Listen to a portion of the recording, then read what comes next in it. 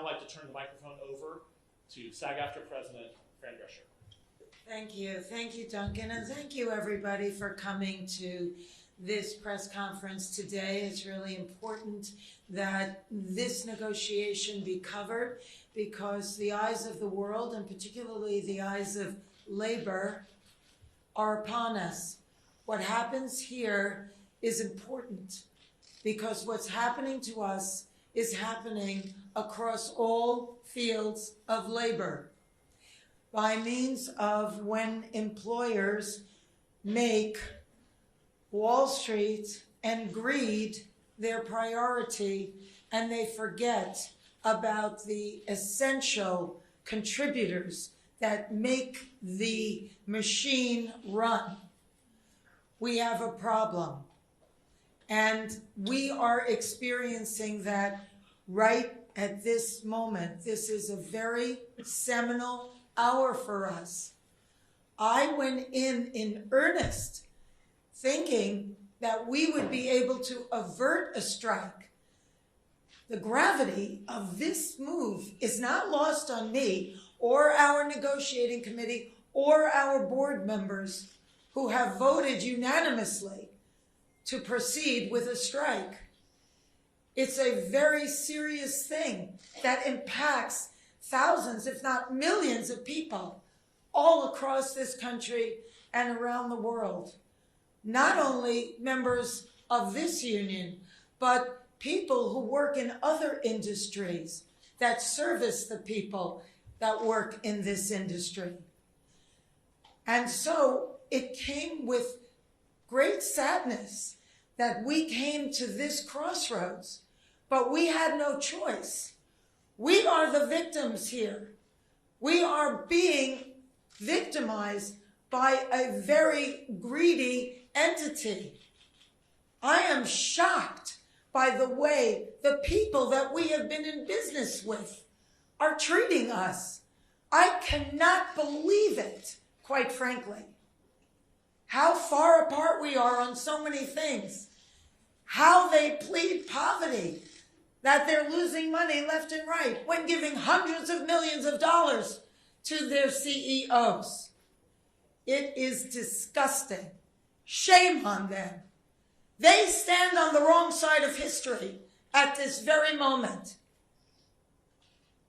We stand in solidarity, in unprecedented unity. Our union and our sister unions and the unions around the world are standing by us, as well as other labor unions. Because at some point, the jig is up. You cannot keep being dwindled and marginalized and disrespected and dishonored. The entire business model has been changed by streaming, digital, AI. This is a moment of history that is a moment of truth. If we don't stand tall right now, we are all going to be in trouble. We are all going to be in jeopardy of being replaced by machines and big business. Who cares more about Wall Street than you and your family? Most of Americans don't have more than $500 in an emergency.